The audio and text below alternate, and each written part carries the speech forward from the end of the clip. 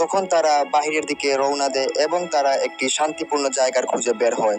তখন তারা একটি জায়গা পেয়ে সেখানেই ঘর বানায় এবং সেখানেই থাকতে শুরু করে। কিছুদিন যাওয়ার পর অ্যালেক্স এটা নোটিস করে যে স্টিভ অনেক দুঃখী ছিল। স্টিভের এটা মনে হতে থাকে যে এরিকের মৃত্যুর কারণ সেই ছিল। স্টিভের এমন একাকিত্ব দেখে অ্যালেক্স স্টিভকে খুশি করার জন্য একটি বিড়াল নিয়ে আসে এবং বিড়ালটিকে দেখার পর স্টিভ কিছুটা হলেও খুশি হয়।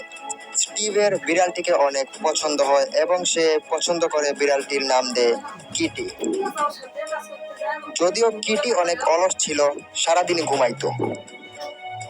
কিছুদিন পর স্টিভ সকালবেলা ফার্মিং করতেছিল। অ্যালেক্স জঙ্গলে গিয়ে কাঠ কাটতেছিল, কিন্তু স্টিভ ভিতরে ভিতরে কিছু একটা নোটিস করতে থাকে। তার এটা মনে হয় যে তার দিকে কোনো একটা দল এগিয়ে আসছে, আর সেগুলো আর কেউই না, উইদার স্কেলেটন ছিল। এত উইদার স্কেলেটনকে দেখে স্টিভের বুক কাঁপতে থাকে। উইদার স্কেলেটন গুলো স্টিভকে সম্পূর্ণ ঘিরে ফেলেছিল এবং তার উপর কিছু একটা স্প্রে মেরে দেয় এবং কিছুক্ষণ পর স্টিভ অজ্ঞান হয়ে যায়। তারপর উইদার স্কেলেটন গুলো স্টিভকে কোনো একটা জায়গায় নিয়ে যেতে থাকে।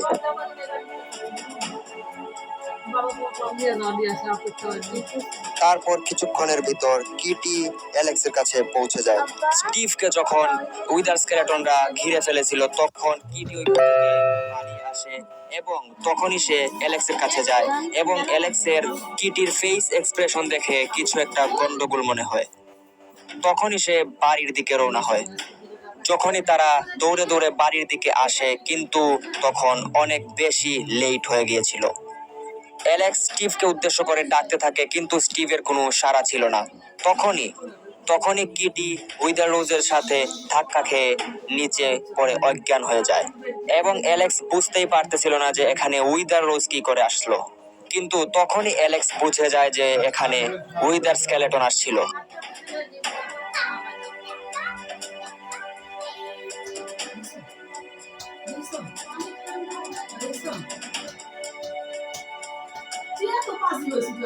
স্টিভ, তুই আমার সবকিছু বরবাদ করে দিছিস, এখন তোর পালা।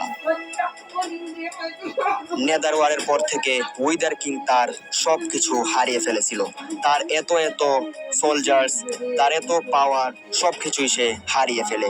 এমনকি সে তার কিংডমের ভিতর উইদার এনার্জি ধীরে ধীরে কমতে থাকার কারণে সে উইদার স্কেলেটনকে পর্যন্ত সামন করতে পারতো না।